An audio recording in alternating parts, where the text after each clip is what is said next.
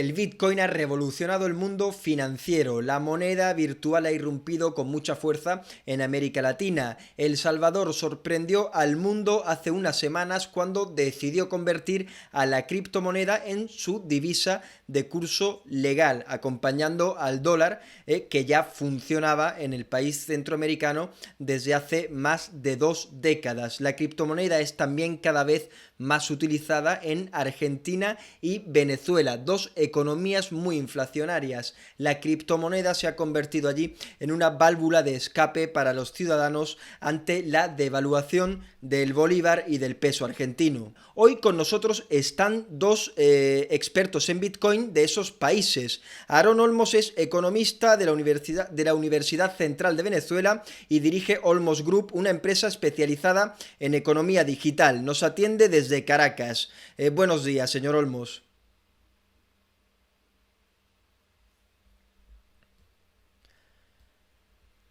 También está con nosotros desde Buenos Aires Camilo Rodríguez Blanco, fundador de Crypto Rocket Group y pedagogo en monedas virtuales. Buenos días, un gusto estar acá. La primera pregunta se la hago a usted, señor Rodríguez. ¿Por qué ha irrumpido con tanta fuerza Bitcoin en América Latina? Existe una gran necesidad en el uso de las criptomonedas, principalmente en Argentina, lo que respecta a la inflación de las divisas estatales. El peso argentino actualmente continúa devaluándose a lo largo del tiempo y existen no solamente el uso de las monedas refugio como las stablecoins, sino también el resguardo en guardar una cantidad de ahorros en Bitcoin. Actualmente, lo que es la adquisición de dólares en la Argentina es bastante difícil. Por ende, el uso de las criptomonedas estables, de poder ahorrar en monedas como DAI, un dólar, o comprar USDC o USDT, le brinda la oportunidad de entrar al mundo financiero, a la oportunidad de adquirir dólares, ¿sí? Sin tener que estar directamente atados a la necesidad de las organizaciones o las entidades financieras para que te puedan vender dólares de manera oficial. Por ende, en la práctica, al día de hoy, lo que se tiende a hacer es que la mayoría de las personas se encuentran con otros operadores para comprar estas criptomonedas estables o para comprar directamente Bitcoin. Y de esa manera saltarse los intermediarios financieros y tener la oportunidad de ser parte de este sistema financiero global. Porque al tener Bitcoin es como que ya tienes dinero en cualquier parte del mundo. Y esa posibilidad de enviar dinero o valor de forma transfronteriza es lo que le genera nuevas oportunidades de desarrollo, de trabajo e incluso de ahorro a quienes no tienen acceso para comprar dólares por medio de un banco o una entidad regulada. ¿Y por qué es eso importante en el caso argentino? En la Argentina existe realmente un recorrido histórico de varias crisis financieras, donde estas crisis llamadas también el corralito financiero, época del 2001, muchos bancos y muchas entidades financieras pues básicamente se roban el dinero, pues básicamente caen en default, o sea, el banco no tiene la potestad de pagarle a sus holders, a las personas que mantienen dinero dentro de sus cuentas, porque lo ha perdido durante esa crisis económica. En la Argentina, pues los bancos tienen la potestad de poder generar valor, ganan los bancos a medida que generan más deuda, ¿sí? Pero cuando esa deuda excede el colateral de las arcas, el colateral que tienen en sus tesoros, pues ahí empieza a haber un problema cuando toda la gente va a ese banco a retirar ese valor. ¿Qué es lo que pasa actualmente? Tras la historia argentina, la desconfianza que ha sucedido actualmente es yo no quiero dejar mi dinero con terceros, no quiero dejarlo con un banco, por ende me refugio directamente en el mundo de las criptomonedas.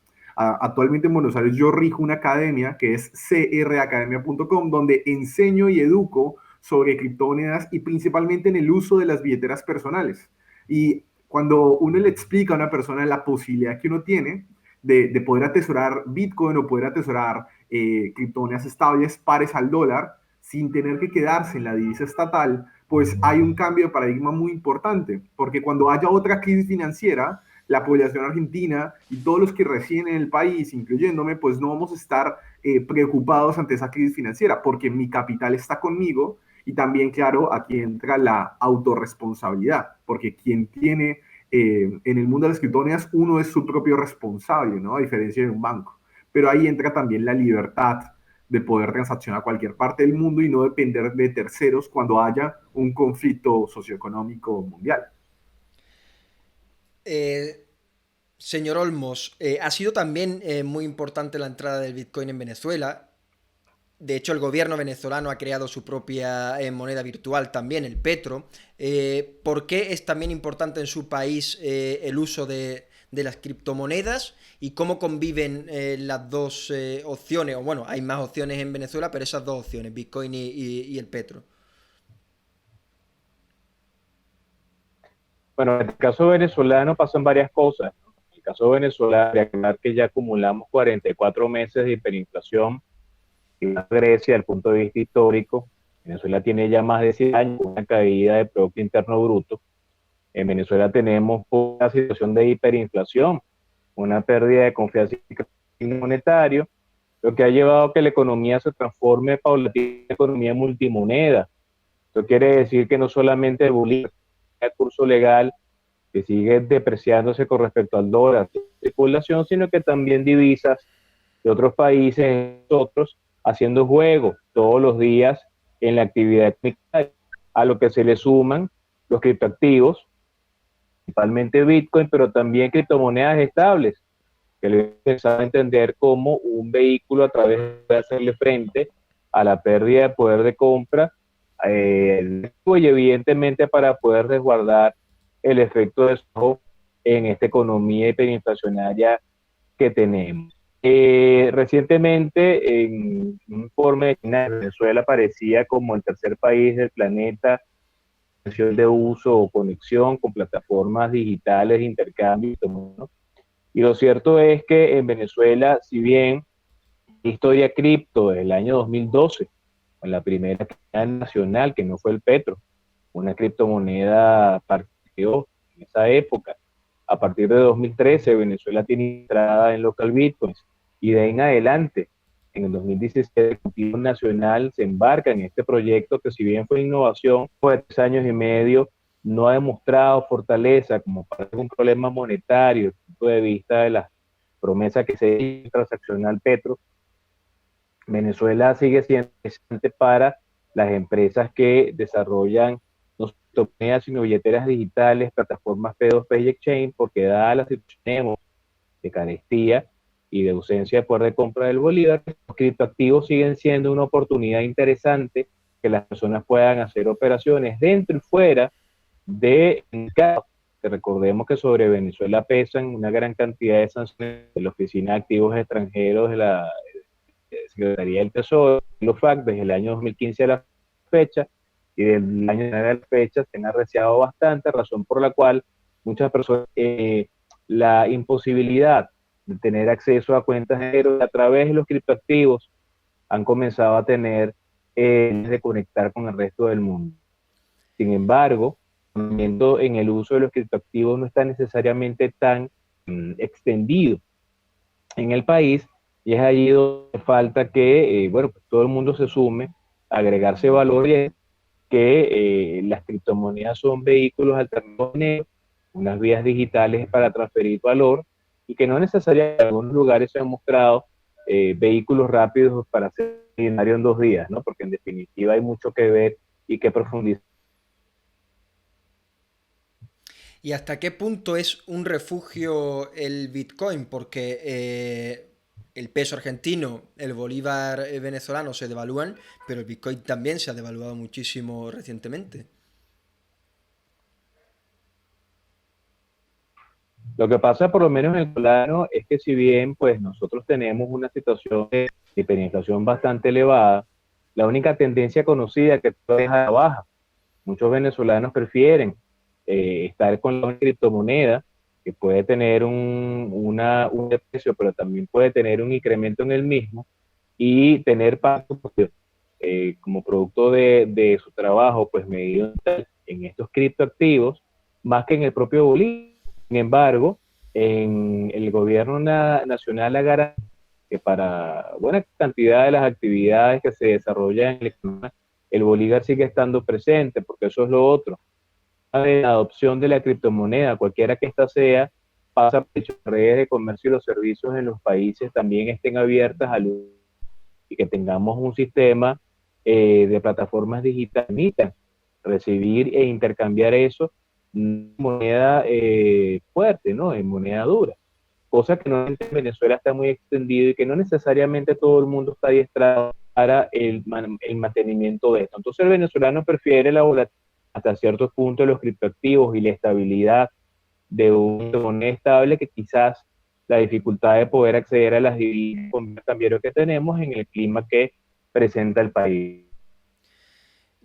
Esta pregunta se la hago a los dos para que conteste primero el señor Olmos y cómo reacciona o cómo tolera o no el gobierno venezolano y el gobierno argentino el Bitcoin, teniendo en cuenta lo activa que está la moneda digital en esas economías. Rápidamente, desde el Plan Nacional 2019-5, que es una herramienta de planificación anual que se genera en todos los países, plan quinquenal o un septenio de actividad gubernamental. Ese documento estratégico que elabora el gobierno venezolano está presente el tema de los criptoactivos de manera interesante, ¿no?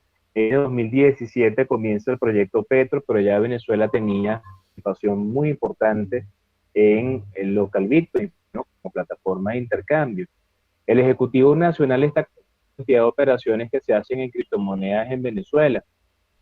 Pues en el primer semestre de este año, intercambiado por local Bitcoin en Venezuela el equivalente a 95 millones, cosa que es bastante interesante dada la situación que presenta el país. Ya Venezuela está legislando de enero de 2019 con un decreto de sistema integral de criptoactivos, una superintendencia, y crea toda una estructura para darle marco normativo al desarrollo de las actividades cripto en Venezuela, sumando el Bitcoin y todas las demás criptomonedas que están haciendo vida. De igual manera, se ha comenzado a crear un marco activo para las empresas fintech, cosa que no existía. Y ahí nos está mostrando el Ejecutivo porque está tratando, para tratar de darle forma, quizás más adelante, ver una visión un poco más impositiva, ¿no? Desde el punto de vista del Estado en las actividades digitales. Sin embargo, los activos han estado presentes y han sido una herramienta para que personas hagan cobertura, se protejan de la hiperinflación, que puedan hacer operaciones de intercambio en el mercado digital. ¿Y en Argentina cómo es la situación, señor Rodríguez? Bien, en la Argentina actualmente existe una necesidad en el uso del atesoramiento de todo lo que respecta a guardar actualmente criptoactivos. ¿Qué es lo que pasa con las regulaciones?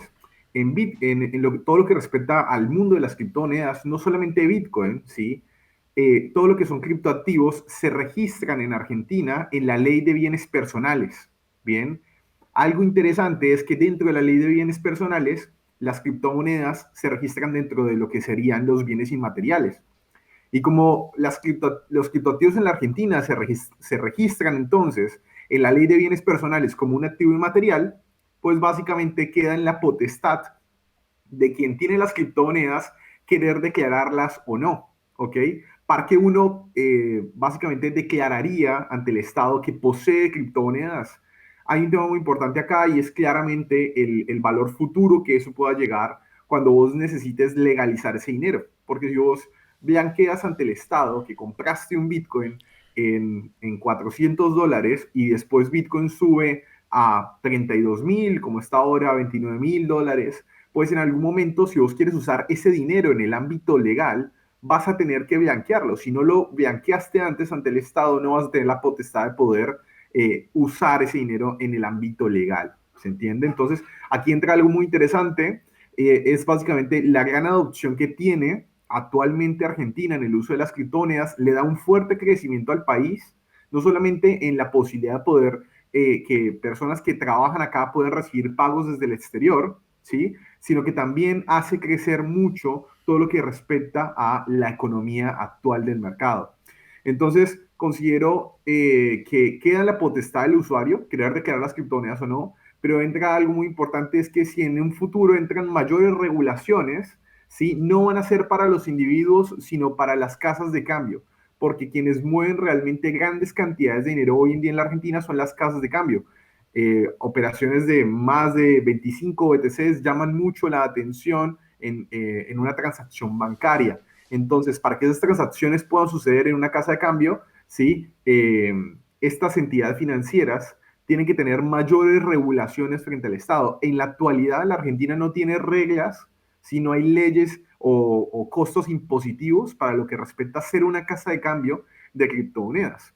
Bien, entonces creo que de momento está todo muy verde en el ámbito regulatorio. Sin embargo, tanto los individuos como las grandes empresas que trabajan con criptomonedas en la Argentina se autorregulan, básicamente pidiendo la documentación correspondiente al momento de vender a un tercero.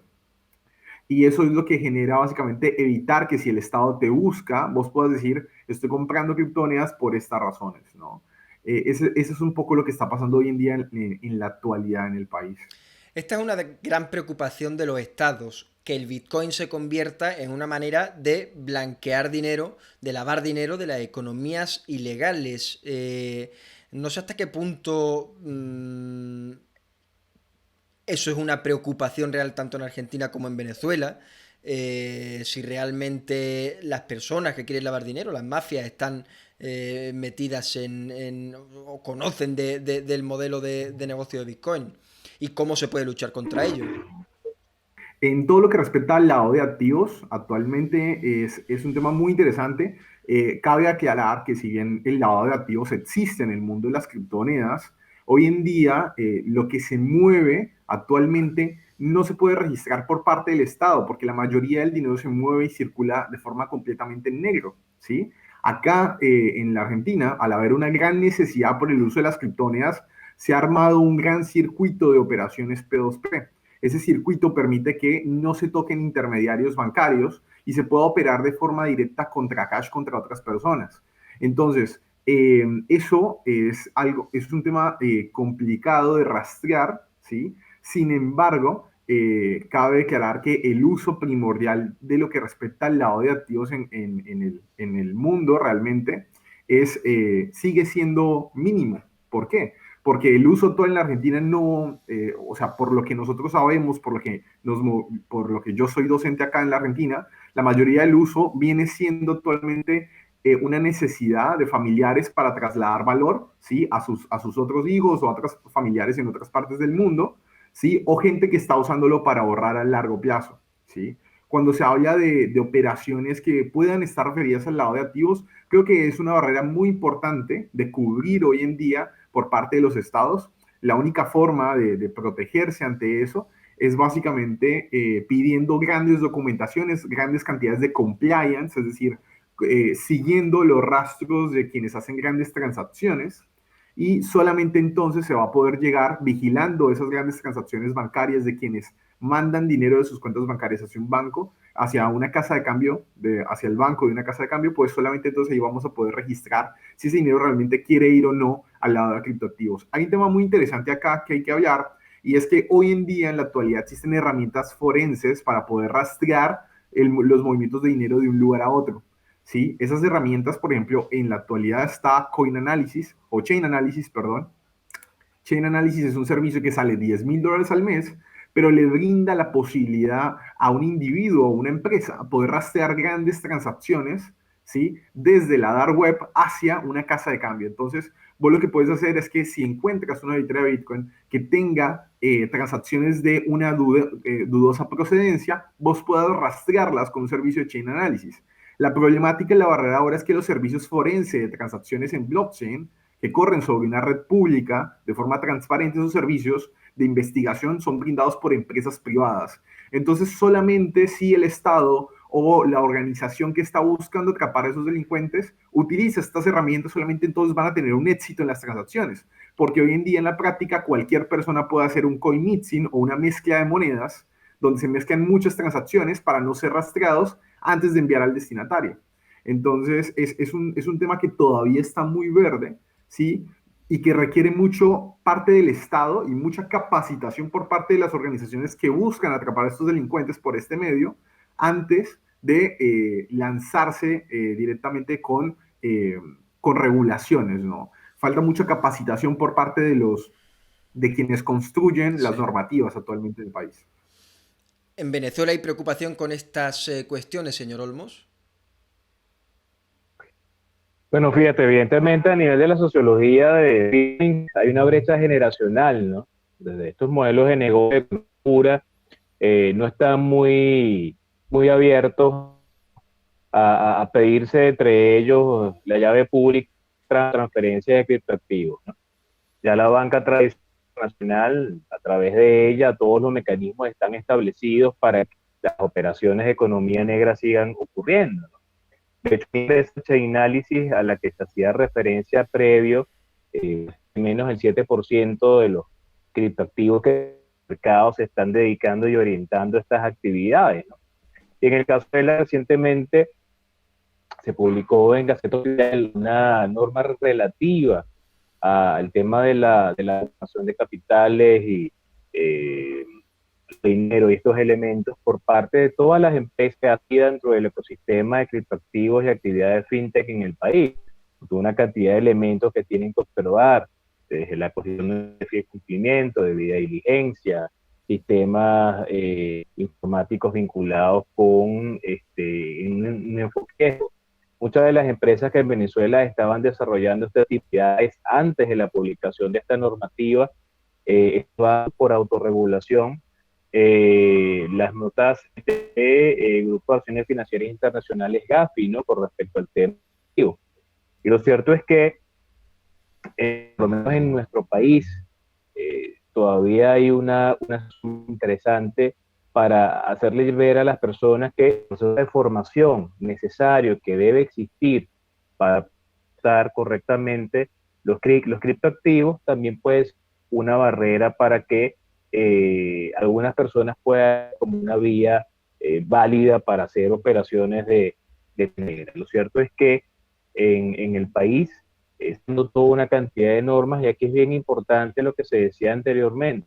Puedes normar o regular algo que no conoces y las personas que están creando legislación, están creando normativas, tienen que rodearse de conocedores de estos elementos y con un enfoque multidisciplinar tratar de asumir la mejor versión de lo que puede ser este desarrollo de técnicas para el y trazabilidad de las operaciones cripto. Por lo menos ahí, de parte de la Federación de Colegios de Contadores Públicos de Venezuela, el 15 de febrero del año 2020, tenemos el boletín de aplicación BENIT número 12, versión 0, para la realización de operaciones de tenencias de criptoactivos propios. País del planeta que tiene una norma contable para registro de operaciones cripto, una categoría nueva para el registro de las criptomonedas tanto en el pasivo, a nivel de los estados financieros, reconoce el valor de mercado, valor razonable dentro de las criptomonedas, llevándolas a un libro auxiliar, luego en otros resultados integrados.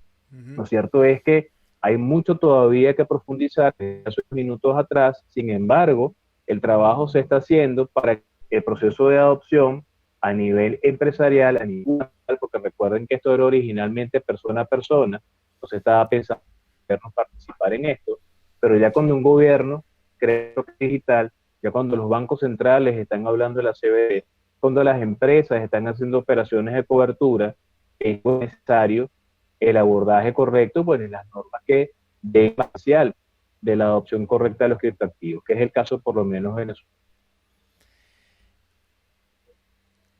¿Y cómo evalúa, señor Olmos, que vaya a ser el Bitcoin moneda de curso legal en El Salvador? ¿Se crearán, interpreto, normas que podrían ser pioneras para su aplicación en otros países?